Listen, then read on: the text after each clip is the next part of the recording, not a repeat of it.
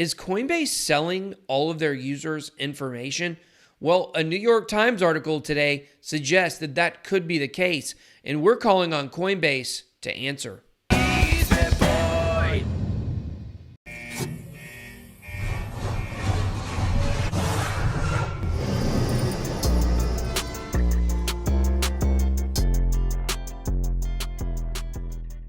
Welcome to Bitboy Crypto, your one-stop shop for all things Bitcoin and cryptocurrency.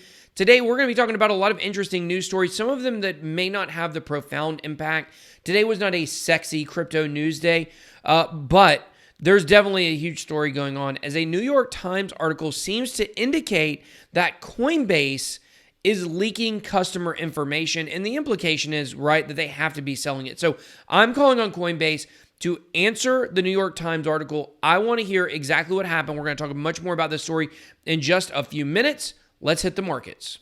Market Watch. All right, guys, nothing too sexy going on with the market. Like I said, the market cap is down just a little bit at $251 billion. As you guys can see up there, Bitcoin dominance has dropped at 66.6%. We've been seeing a few coins get really big pumps. Obviously, Stellar is one of those. Bitcoin is at $9,300. Currently just down about 1% from yesterday. After we had a pretty good pump, it has returned to the mean. We have Maximind Coin, Lambda, Algorand, Bytecoin, and Komodo are the biggest gainers of the day. VeChain coming in at number 6. Big losers of the day, ERC20, Molecule Future. What the heck? Chiliz, Bytem, and Digibyte. And of course, Bytem is right next to Chiliz because they have baby back ribs, and I sure would like to bite them. Okay, guys, let's move on to the news. The number one top story of the day. So this is an absolutely fascinating story about something that I didn't even know existed. And for someone that is constantly immersed in learning new things about privacy, there's not a lot that surprises me. But today I was honestly and genuinely surprised by the fact that we have secret consumer scores collected and rated by third parties that you didn't even know that you had. One of these companies is called Sift. So if you would like to get your Sift consumer score, you can do that by emailing privacy@sift.com. There's plenty of more Zeta Global, Retail Equation, Customer with a K, and Riskified. So very interesting that we have these scores I didn't even know that we had, and that you can request them. And these things affect things such as whether or not a store will take your return and give you a refund, or even how long you wait on hold while you're on the phone with customer service. So totally crazy that's the case. Now, here's the thing, guys.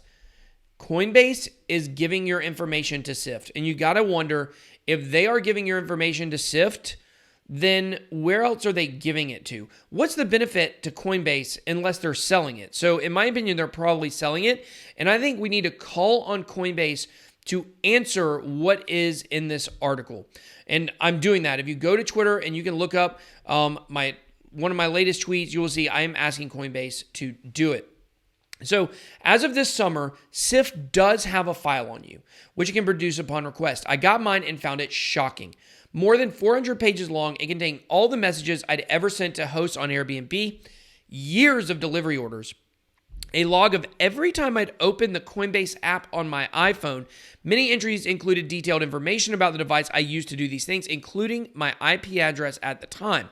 Sift knew, for example, that I'd used my iPhone to order chicken tikka masala, I don't know how to say it. I don't eat that kind of food.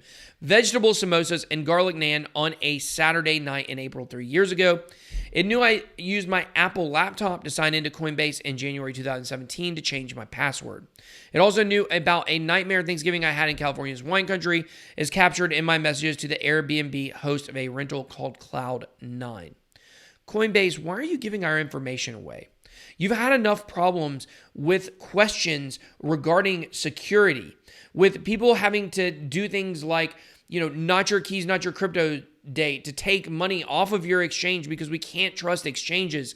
And yet you're giving our information to third parties. So if you have enough security to keep yourself from getting hacked, now you're having to extend that same grace to another third-party company and hope that our information doesn't get hacked there. And this goes against everything that cryptocurrency and decentralization stands for. And Coinbase, I'm calling on you to answer this and explain to us why you are giving our information to third parties.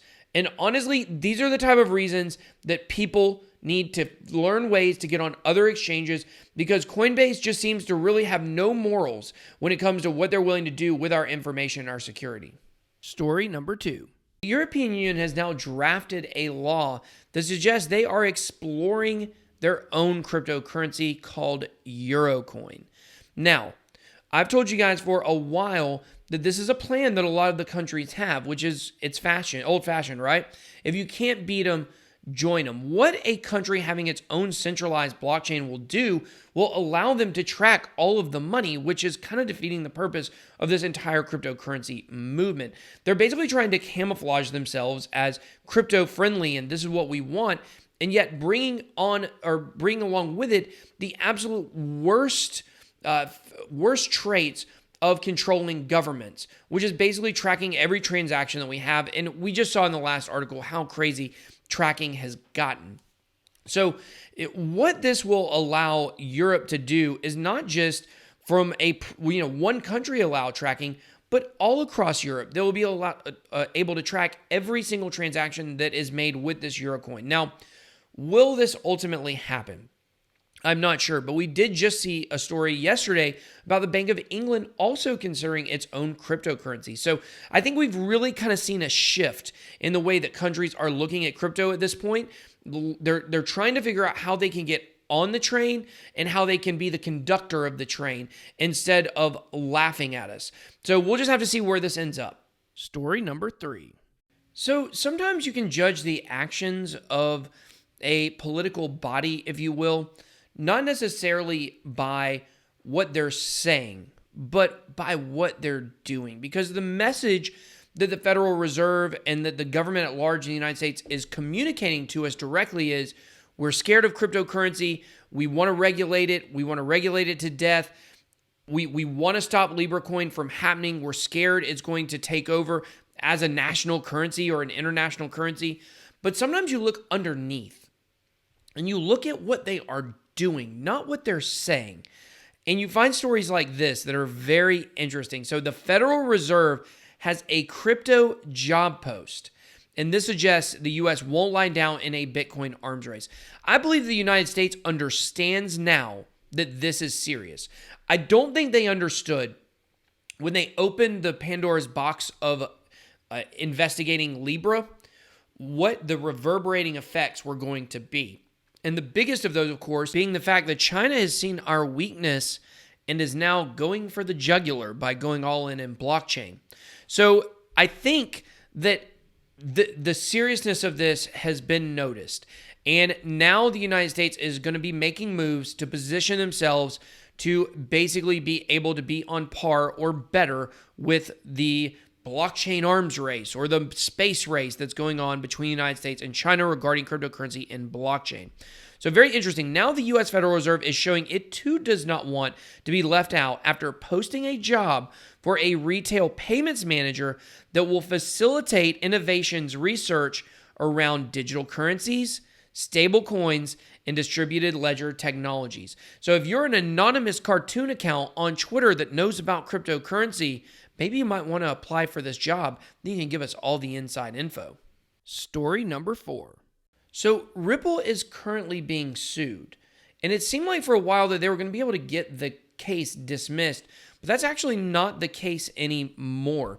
So Ripple's argument that an XRP holder waited too long to file suit has no precedent, a new legal filing claim. So basically when it comes to cryptocurrencies or selling of tokens, there's been no precedent established that there is a statute of limitations. And the court has basically said there's no precedent. So we're going to allow this lawsuit to continue. So what is the lawsuit about?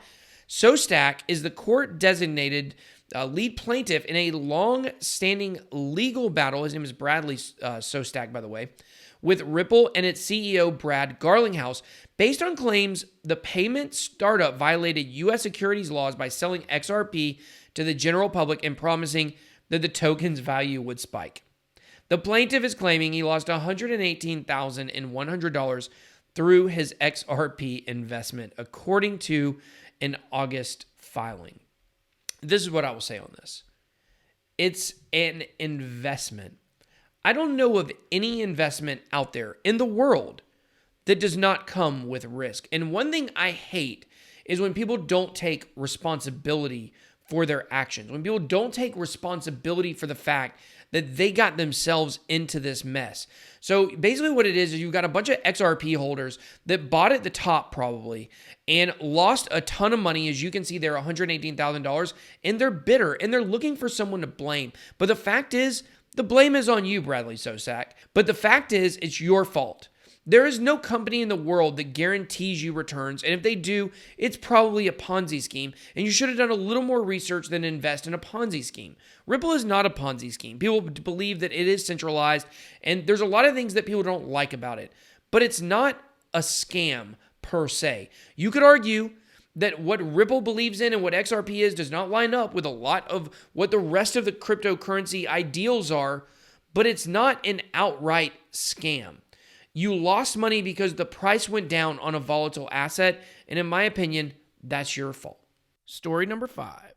On BitBoyCrypto.com, we reported on the Veritaseum allegations from the SEC. They had an emergency order put in so they could stop, I believe, the CEO from leaving the country, Reggie Middleton. So now they have entered settlement talks with alleged fraudulent firm Veritaseum. Now, only in crypto can a project absolutely pump while there are ongoing talks of fraud and allegations from the SEC with your project. So what happened is Reggie Middleton tried to rebrand Veritaseum in order to avoid security laws. And that was kind of the last straw for the SEC. So they swooped in, they made sure that he couldn't leave the country, and now they're in talks. Now, will Veritaseum get a slap on the wrist like EOS got, or will they get the book thrown at them like Ken has had done? Now, to me, if the whole project is based on lies, which was the implication or the indication from the SEC regarding Veritaseum, how can they let this project live? I don't know. I mean, we'll just have to see. But I thought this was really interesting. After the SEC requested to freeze the defendants' related assets on August 12th, Veritaseum saw a sharp drop from $16 per token to as low as $4.30 on August 13th. However, the token has seen notable growth since then. At press time, their token Veri is up 26% over the past 24 hours to trade at over $17.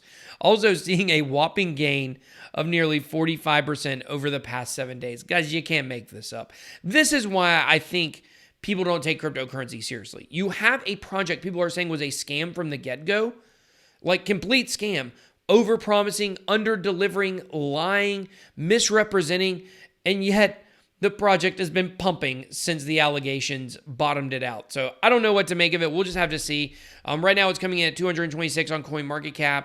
Hopefully it won't be able to crack back into the top 200. I know some people might be invested in it, and if you are, I'm very sorry, but I've said for a long time I didn't like this project. And if they get off with just a slap on the wrist, I think that's bad for the space in general, but it's super bullish for cryptocurrency on a larger scale, because that means that pretty much all of these projects that are just one SEC phone call away from dying are probably going to get a stay of execution. So guys, thank you so much for watching this video. I'm going to be in Orlando tomorrow at an event hosted by UCF, the University of Central Florida. We're going to be talking about blockchain education. Decentralized America Tour is going. It's starting tomorrow night. So you guys make sure to check out decentralizedamerica.com for more details. Join the mailing list on bitboycrypto.com to get more details on the tour. So thank you guys so much for watching. BitBoy out.